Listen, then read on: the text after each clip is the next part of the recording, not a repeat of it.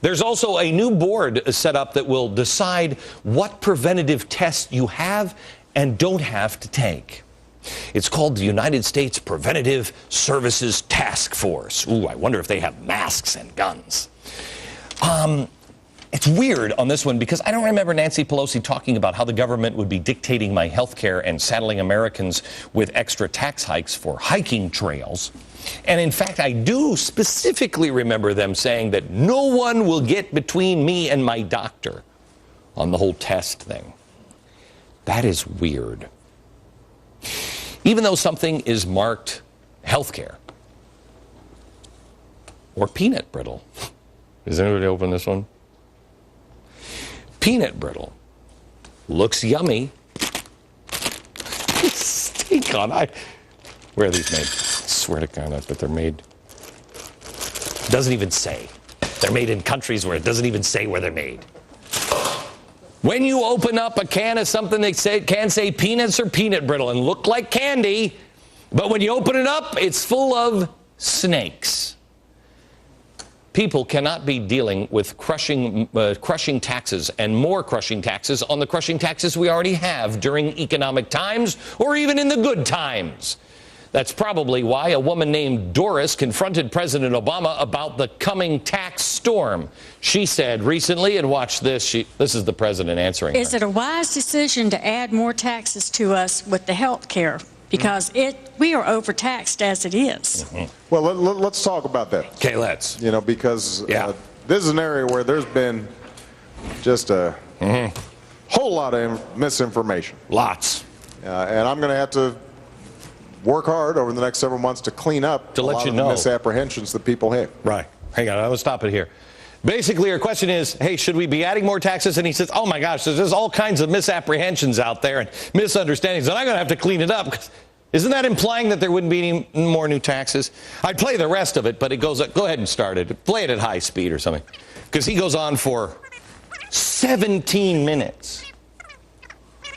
I mean, I thought Barack Obama was the smartest man ever created. You know what I mean? Did he really need to filibuster for 17 minutes with poor old Doris saying that America can afford this bill? And really? I mean, look, stop. I know that most Americans were against this because they knew this was reckless. Oh, but the CBO said this bill was just wonderful and would save money. I know they did. I know they did. Based on the paperwork that the Congress gave them. Now, Alan Greenspan just came out in the nick of time after the bill was passed and said that if the numbers are correct, then everything's going to be fantastic. Yes, he did. But he also talked about what happens if the numbers were wrong. Here it is. What happens if we are wrong? In other words, in the case now where our buffer between our capacity to borrow and our actual debt is narrowing for the first time, I think, in the American history. Yes. There's the question, supposing we are wrong on the cost estimates. Yes. And indeed, they are actually much higher than the best estimates can generate. Right. The consequences are very severe. Very severe. Wow. Wow. First of all, can I point out, I believe you and I were mocked or called crazy or racist or whatever for expressing concerns about jamming a massive multi-trillion-dollar entitlement program right now. Remember? And we were also called racist and crazy and everything else for saying, I don't believe these numbers. And called crazy and racist for asking, hey, what happens, if these numbers are wrong? Greenspan just said it.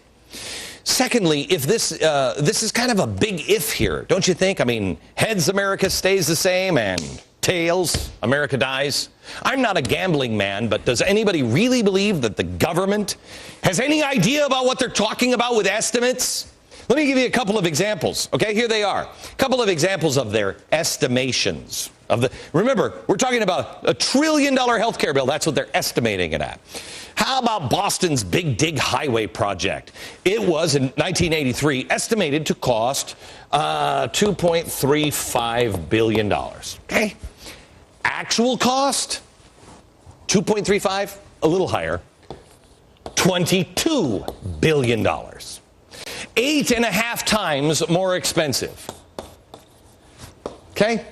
How about Medicare Part A? 1965, they estimated the price tag in 1990. They said, oh, it'll never be more than $9 billion. Actual cost in 1990? A little off. $67 billion. 9.5 times more expensive. Medicare's special hospital subsidy. Love this one. 1987, Congress estimates that for 1992, it would be less than $1 billion. Got it? How much was it? $17 billion. But, in fairness, only 17 times more. That's, this would be entertaining if this were, let's say, an episode of The Price is Right. Remember with their yodeler going up the mountain? That would be great. Unfortunately, this isn't The Price is Right.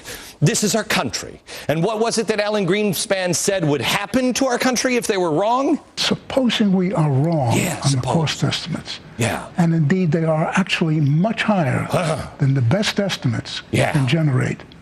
The consequences are very severe. Suppose that they're higher. What? Can I ask a question? Al, is that like a broken leg, severe, or we're all going to die severe?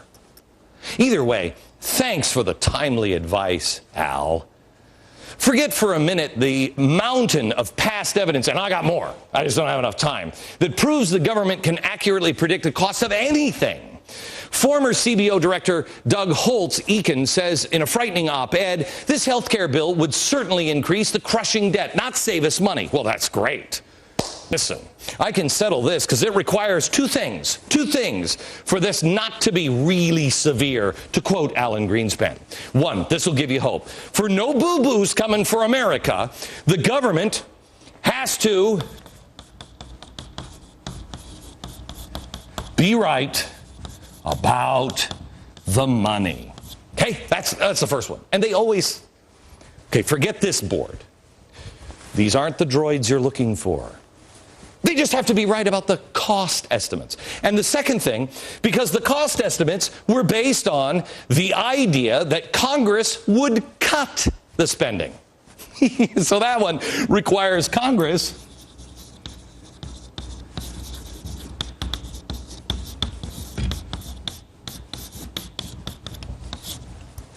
Have you ever seen Congress have a spine?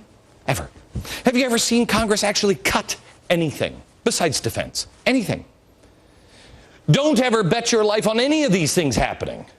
If they don't make the cuts, their figures will be wrong, and then bad boo-boos coming.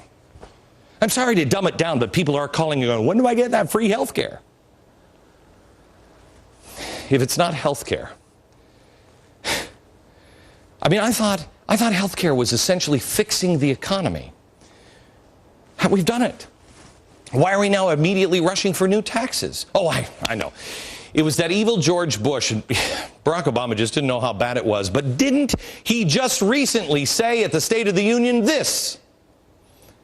1 year later, the worst of the storm has passed. Oh, okay. The worst of the storm is past. Now, he told us if we just pass our big, spending bill, that we're going to be able to we'll never have unemployment over 8.5%, and yet.